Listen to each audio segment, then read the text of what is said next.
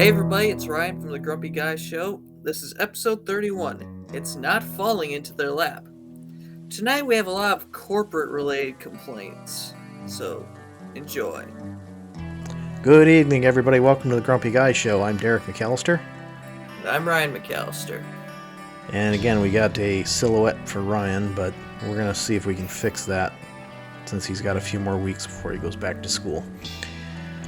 But I have to apologize to everybody because I forgot that last week had Christmas in it and that we were going to take a break. So, no show last week. You didn't miss anything. But I hope everybody enjoyed their holiday, and I hope everybody's planning a safe New Year's Eve. No drinking and driving, folks.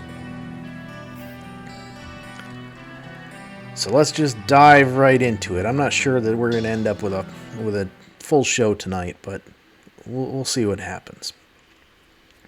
So the first thing that we have.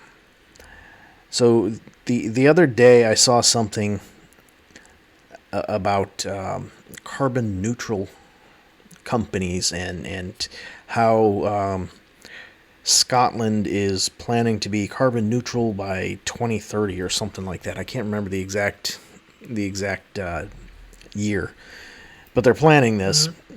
And, you know, I have a real problem with it because what does carbon neutral mean? What does it mean to you? I really don't know. No. So I see you're going to be helpful. So what it's supposed to mean is a lot different than what it truly ends up meaning. And that's because the concept is just completely and totally flawed.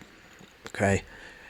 So the idea is that you are better for the environment, or at least you don't impact the environment by producing too much carbon, basically, like carbon monoxide and carbon dioxide, greenhouse gases. But the problem with it, and the reason that it's flawed, is because they can buy this stuff off. So, for example, Google claims to be carbon neutral. But the reason I have a hard time with that is because of the massive amount of server electricity that they use to run all the servers to run all of their products. Think about just YouTube alone. YouTube gets several million hits per hour. You know, and I think it was over 1 million videos were uploaded to YouTube in the last year. You know, it's ridiculous. They have to have these servers running for that stuff. So how do they offset that?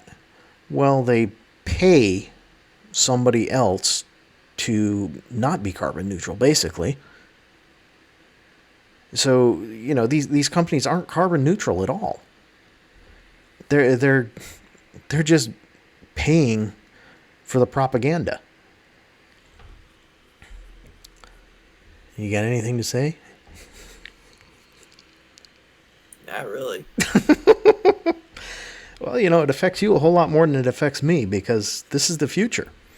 You're going to have these... I know. I'm just not sure what to add. Yeah, you've got these giant companies. You got giant companies that can afford to do whatever they want and then claim that they're really good for the environment because they paid somebody off, basically. You know, how does that help the environment? Personally, I don't think it does at all. It doesn't. You know, and you get these companies like, you know, one of the ad in particular that I was referring to was for Subaru, I believe it was. Mm-hmm. And they said, "Oh, we're a carbon neutral company." Wait a minute. Bull. You can't be. You're a car company. All of the steel, all of the aluminum, every component of these cars has to be mined. It's not like you're recycling steel. No. You're getting new iron and creating steel. I mean, where's the iron coming from? It's not just, falling into their laps. It's coming from a mine. And, okay, so I guess technically Subaru isn't the one that's mining, so they're not causing a problem. But really? I mean, somebody is mining it, so therefore somebody has to be creating some problems for the earth. And you get all these people, they start, let's go with electric. It's going to be great. It's going to save the planet. Well, no, it won't. It's not, because you still have the same issues. You still have steel that's got to be, produced. Steel is produced by mining iron. And then you've got to melt the iron to make steel with it. So there's never going to be carbon neutral. Sorry, it can't happen. Especially since these cars are not designed to last forever. Especially in places like, central New York, where salt is on the roads. It's still the most effective way to de-ice the roads is with salt.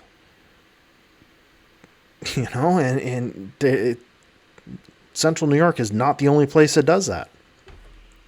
There's some places that are experimenting with other things, but it's just that. It's experiments. It's not, they're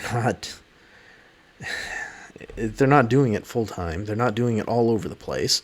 And of course, even salt is bad for the roads. It's bad for the environment. But until they decide, okay, we're not going to plow the roads. Everybody's got to ride a snowmobile. We're kind of stuck with it. But it just kills me with that. I mean, we're carbon neutral and we have been for 5 years. No, you're not. You're paying somebody off to be able to claim that you're carbon neutral. That's all there is to it. And then I'm going to throw in another topic here because we're on the subject of Subaru. Their latest commercials are talking about how they've donated $220 million. Now, I don't know what the time frame is for that donation period, but $220 million, and they're talking like this is a really, really good thing. Well, donated to what? They didn't necessarily. I don't remember. I'm not even positive they actually said, but instead of making that $220 million in profit, how about cutting that back? Cut back the price of your vehicles. Simply put, cut that back. Mm-hmm. But the problem is they have to make profits like that because they have to be able to make these balloon payments for when they fire the stupid CEO because, he only made $20 million last year and we expect him to make 22. Oh, we got to fire him. I mean, come on. It's just ridiculous. These CEOs are overpaid. They get these huge freaking balloons so that basically they can't be fired. All CEOs are overpaid. Yeah. They do nothing. Exactly. And I mean, they're overpaid and supposedly, they steer the company. They don't do anything. Mm-hmm. All they do is they go out and they make these stupid decisions, which is another topic on here we'll get to in just a minute. But they make these top executives at these companies do anything. Yeah, and they make so much money, and it's so difficult for a board of directors to fire them because, okay, so you've got this company that's losing money, and the CEO's not doing anything at all. So, do you fire him and then have to pay him $500 million because of the contract that you signed with him? Or do you just let him continue because, if you let him go until the end of the contract, you're only going to end up paying him, you're only going to end up losing $400 million. I mean, come on. The amount of money these people have it's just ridiculous. And, I have a little bit of a different opinion when it comes to, say, Jeff Bezos or Elon Musk. I mean, they created the company. So it's a bit different. But when you talk about like General Motors or Ford or, you know, Merck, Pfizer, you know, all these CEOs are making so much money. It's ridiculous.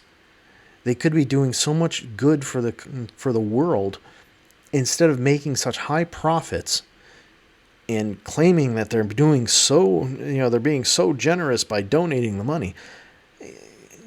Don't do that.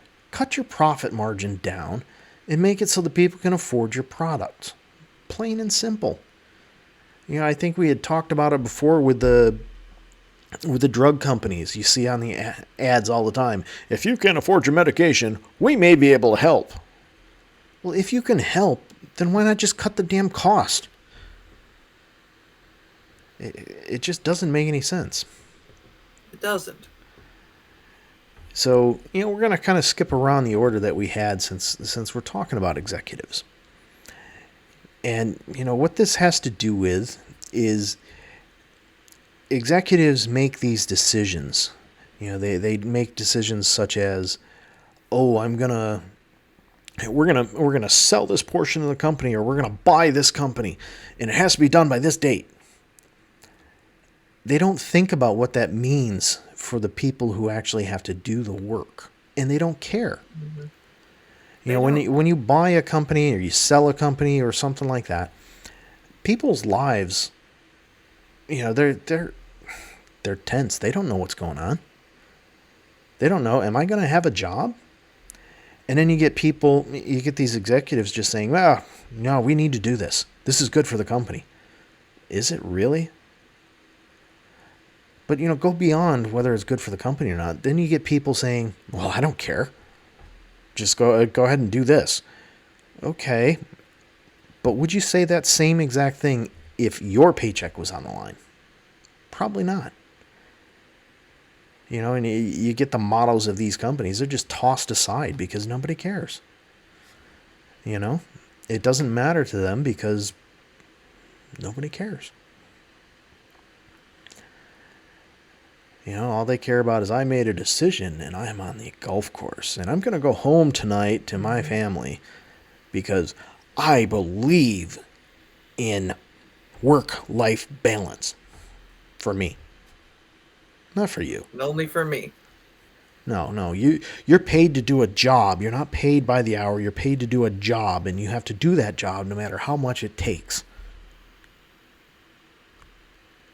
You know, it's just ridiculous. You know, and then they're the ones that are getting paid a ton of money to do nothing. Nothing. But, you know, it's an unfortunate thing, and the only ones that can control them are the board of directors. But most of the board of directors don't care because it's not their paycheck, it's not their livelihood. What do they care? Mm-hmm. You know, I don't know. You haven't really seen it yet, but someday you will.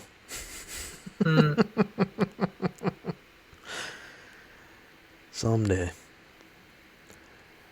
So, yeah, we're really going to have a hard time getting through a whole lot of getting a half an hour out of this show.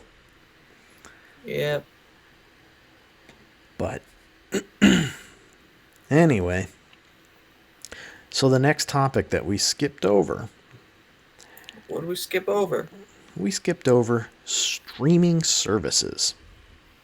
Ooh. Now, I have a real big problem with these. The whole idea of streaming services, you know, like it started with, I think Sling TV was one of the originals, where you can, instead of going with cable, you can stream television over the internet. Great idea. You know, really great idea. It started out then as an alternative to cable. And it exploded. And it's slowed down because now these alternatives to cable are just like cable. They're running into the same battles. They're They're doing the same things as far as packaging. You know, the after after it changed from choice, the originally it wasn't so much choice, it was cost, because Sling TV was a lot cheaper than cable. But then cost kind of went away and started moving to choice, because you could get a better package, something more tailored to you for the same price as cable, maybe a little bit less. So, it went to that. And now they're just starting to slowly get to be just like cable. Prices are way up there. And packages, it's, for example, YouTube TV. They just, they've supposedly been negotiating for 6 months with Disney for ABC and all, ABC, ESPN, and whatever else Disney owns now. And of course, Congress, all 12 million ESPNs. Yeah. And of course, Congress also approved to allow Disney to purchase Hulu, which is a streaming competitor to YouTube TV and many others. So, of course, Disney is trying to really screw YouTube over. And that's the problem that I'm seeing with these streaming services now. Every place has its own streaming service. You have Disney. Then you had Fox, until, of course, they got all screwed over because, Disney bought half of them. And then you've got Disney, who's got their own service. And then you've got CBS is starting their own with Paramount Plus. And then you've got NBC HBO. with Peacock. And then you've got HBO. You've got HBO Max. HBO, and then you've got Discovery Plus, and of course History. So all of these companies are creating their own streaming service. So suddenly you don't have any choices anymore. Because they're going to go, when their contract comes up with YouTube TV, because YouTube TV produces content, not the same as Disney, but they produce content. They're going to argue with them more than they do. They're going to argue with them. They're going to want more money than what they get from cable companies. And it's ridiculous. The ones that are losing are the consumers. Plain and simple, the consumers are losing on this. And it's going to continue to get worse and worse until you get to the point where you say, okay, I don't need live TV anymore, so I'll go and I'll pay for Discovery Plus and History, and maybe I'll pay for a few others like HBO or something like that. I will make my own package, getting it directly from these companies, rather than paying somebody to bundle it all together and offer me something else. The problem is it's hard to do that and hard to manage those costs. So again, it's just the consumers getting screwed over on this. And, the only way to control it is to make it so that a content provider cannot be a content creator. But that's not going to happen. And why isn't it going to happen? I'll bet you can guess. I really can't. Oh, sure you can. It's because somebody in Congress is getting paid to fight for these companies to be able to continue to keep, That's what it is. It comes down to the fact that Congress is the one that has to make it so that can't happen. It can't be the FCC. It can't be anybody else. It's got to be Congress writes a law that says, hey, that's not legal anymore. Split up. But they won't. And they won't. No. And really it all started with ABC purchasing, or with Disney purchasing ABC. And then, of course, after that, they purchased ESPN, and then Comcast purchased NBC. NBC. So you got these And huge mergers. Viacom and CBS merged. Yeah. And it's all because they Then they were split, and then they merged petrified. again. They were petrified of Netflix and what Netflix was becoming. Because Netflix, plain and simple, Netflix has created some very good content. So all of these companies were petrified that Netflix was going to take over. But honestly, I don't think that was Netflix's intent. They just figured, hey, there's movies, there's TV shows that aren't being produced by anybody else. Why not? Maybe somebody will like them. And I mean, a couple of movies that they created are extremely well done. If somebody hasn't watched them, the Christmas Chronicles, excellent movies. It's just watching them, it's honestly hard to believe that they are just Netflix doing it. I mean, there was a lot of money put into it. You could tell. But at any rate, so I really think that streaming services are just gonna they're gonna Become cause, just like cable. well, they're just like cable now, and they do offer some advantages. I mean, for example, YouTube TV, we can record like 10 episodes of something all at once. There's no cable service that offers that. And we have unlimited storage, for the DVR, because it's all in the cloud. Basically, they're not even actually storing it for us. What they're doing is they're saying, okay, well, this episode, here's the link to this episode, and they keep it there for 30 days. Of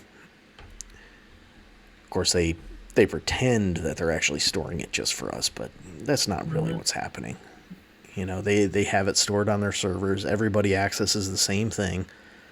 It's just you have a different pointer as to where you are within the episode than somebody else. But at any rate, that's a major advantage of the streaming services over cable television. Cable television, they always used to tell us, oh, you can record up to 4 shows at once. But every time we tried recording 2 shows at once, oh, another show is being recorded. You can't change the channel. What? What? So, to me, that right there makes it worth it. Advertising. Yeah, well, it's another situation of they have the people who could make a difference wrapped right around their finger. It's just like the advertised internet speeds. The advertised speed is, for what we're paying for, we're paying for 400 megabits per second. But you really have to put it in quotes because it's up to 400 megabits per second. There's no guarantee that you're going to get 400 megabits per second. It's just, you're paying to be faster than somebody else, even though you're not necessarily going to be faster than somebody else. And it's utterly ridiculous that they can get away with this crap, to be honest with you. But what's going to end up happening is sooner or later, one place where a lot of these cable companies have been really restricted is with data caps. They would like to put a data cap on everybody. But, for example, in New York State, one of the agreements with allowing Spectrum to buy Time Warner was that there was going to be no data caps for a minimum of, I don't even remember how many years it was. It's probably coming up soon, but basically they said no data caps, period. No ifs, ands, or buts. And of course, Spectrum is whining about it because people are doing streaming services and not paying for Spectrum's cable service. But here's the problem. The cable service is technically streaming. It's just streaming from their servers to you instead of from servers someplace else. But, and this is where net neutrality comes in, they are arguing against net neutrality. And the reason they're arguing against it is because with net neutrality, they would have to count their streaming service against your data cap as well. And that's how they're trying to make it so that you are basically forced into getting their cable service along with their broadband service. Because if you have their broadband service and you're streaming television, well, now you've got a data cap that you got to worry about. Where if you are using their cable service, you don't have to worry about that part of it counting towards your data cap. And it's really a bad thing for consumers. Because you look at it, and some of these small startups, like the streaming service Philo TV, is a small company. Just started up. Without that net neutrality in there, they can't start up because they can't afford to have people running into their data caps all the time. As soon as you run into a data cap, somebody's going to say, yeah, sorry, I can't keep this service. It's not right. But again, it's another problem where you've got one company doing what multiple companies used to do. You've got your cable provider. They're providing internet, cable television, and telephone. And some of them are also offering security services. And now, of course, they're getting into wireless service. So they're dominating the market. They're dominating your dollar. And it's not good at all for consumers because there is no choice. We've talked about it before. Most cable companies, when they come into town, they sign an agreement with the town, the county, the village, whatever, to be the only cable provider on those utility poles. And it's ridiculous. But stupid. Yeah. So, we got a couple of minutes left, and I got one topic that we've had here for quite a while, and I want to throw it in. All right. So, a lot of people have pets. Mm-hmm. We have one. Yeah. So something that you keep seeing advertised on television over and over again are these pet feeding systems. Make it so your pet doesn't have to bend over. It's bad for them. Wait a minute. So you're saying it's bad for me to put the bowl of food down on the floor and have the dog eat out of the bowl of food. You say it needs to be raised up like 8 inches. But then, after we do that, you take her out, and what's she do? She walks around the entire backyard with her nose down on the ground. What's the point? There is no point. I'm like, if the dog can't eat while its head's down like that, then it'll get some food in its mouth, lift its head up, and chew. Mm-hmm. It's not rocket science here, people. They're just trying to sell you some crap that you don't need. Mm-hmm. And I can guarantee that they find some study. 4 out of 5 dentists recommend that you do this. Well, not dentists, vets. I don't know where dentists came from. 4 out of 5 veterinarians. Yeah, it's like, come on. It doesn't do any good. I want to listen to that 5th guy. Yeah. Yeah, well. All right, I said it'd be a quick topic, folks. I'm sure you've heard the music starting up, but, it's just something that's bothered me for a while, and it was there. Threw it in. All right, we'll talk to you later. Good night. See ya.